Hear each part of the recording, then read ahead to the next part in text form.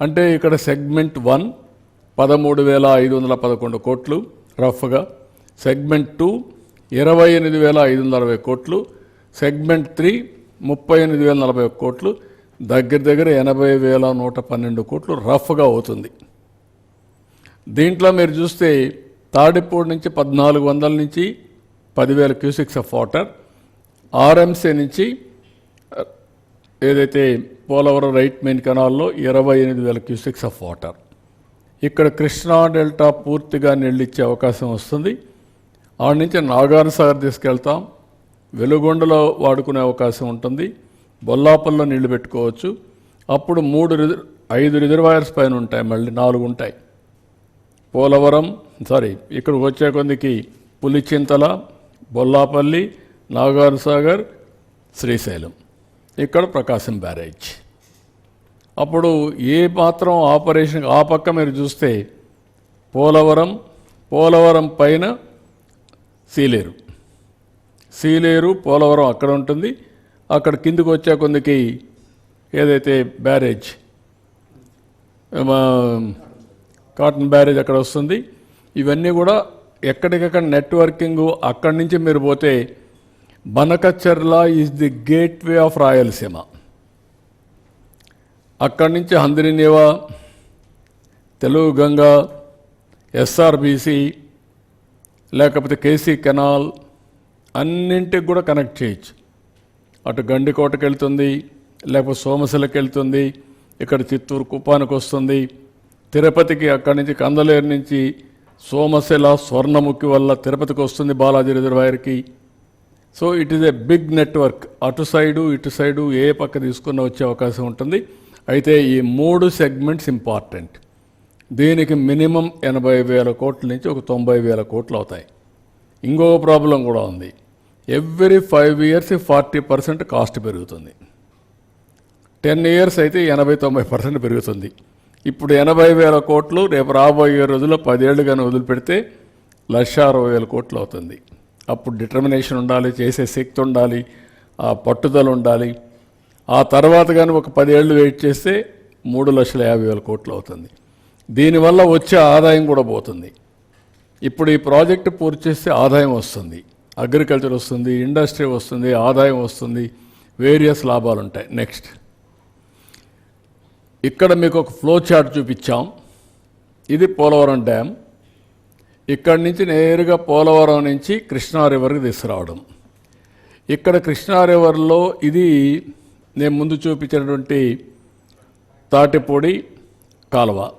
ఆ కాలువ నుంచి ఒకవేళ అవసరమైతే అండర్ గ్రౌండ్ ఎస్కేప్ ఇది పెట్టి టనల్ పెట్టి తీసుకపోతే అది ఒక మార్గం, లేకుంటే రివర్లో వేసి మళ్ళీ లిఫ్ట్ చేయాలా. ఇక్కడికి వచ్చిన తర్వాత ఆడ బుడమేరు కూడా ఉంది, అవన్నీ కూడా వర్కౌట్ చేసుకొని చేస్తాం. ఇవి లెవెల్స్, ఏ లెవెల్లో నీళ్లు వస్తున్నాయి, అక్కడి నుంచి మళ్ళీ లిఫ్ట్ చేయడానికి ఏ లెవెల్ చేయాలి. ఇక్కడ 125 ప్లస్ ఇది, ఇక్కడ వచ్చేది 185, 18.5 మీటర్స్ అనుకుంటా, అంతేనా? 18.5 మీటర్స్. ఇక్కడికి వచ్చే కొద్దిగా మళ్ళీ 22.9 మీటర్స్. ఇక్కడ పెంచుకుంటూ పోతే ఇది మళ్ళీ నాగార్జునసాగర్ రైట్ మెయిన్ కెనాల్ పక్కనే బొల్లాపల్లి. ఆ కాలువలో వేసిన తర్వాత అక్కడి నుంచి లిఫ్ట్ చేయాలి, లిఫ్ట్ చేస్తే నేరుగా బొల్లాపల్లికి వెళ్తుంది. సో దీనికి ఇక్కడ ప్లస్ 45 పెంచుకుంటూ ఇది ప్లస్ 26.5, ఇక్కడికి వస్తే ప్లస్ 220 మీటర్స్, 45 నుంచి 220 మీటర్స్ వరకు వెళ్ళాలి. అక్కడి నుంచి మళ్ళీ ఇక్కడ వచ్చే కొందికి 220 నుంచి మళ్ళీ బొల్లాపల్లి నుంచి కిందికి వెళ్తూ 53 మీటర్లు పెరుగుతుంది, 180కి వస్తాం, మళ్ళీ 200కి వెళ్తాం, మళ్ళీ కిందికి వస్తాం, మళ్ళీ 227కి వెళ్తాం. ఇక్కడికి వచ్చే కొందికి ఈ నల్లమలై ఫారెస్ట్. ఇక్కడికి వచ్చిన తర్వాత బనకచెర్ల 265, 220, 265, 45 మీటర్స్ ఉంటుంది. అంటే 45 నుంచి 265 తీసుకెళ్తాం, వేరియస్ స్టేజెస్లో అప్స్ అండ్ డౌన్స్. అప్పుడు 220 మీటర్స్ కానీ మనం తీసుకుపోగలిగితే ఈ నీళ్లు బనకచెర్లకు చేరుతాయి. వేరియస్ గ్రావిటీ లెవెల్స్ ఉంటాయి, పైకి కిందికి, అవన్నీ మీరు చూశారు. ఈ లెవెల్స్ ఇక్కడ ఇది టనల్ కావాలా, 3 టనల్స్.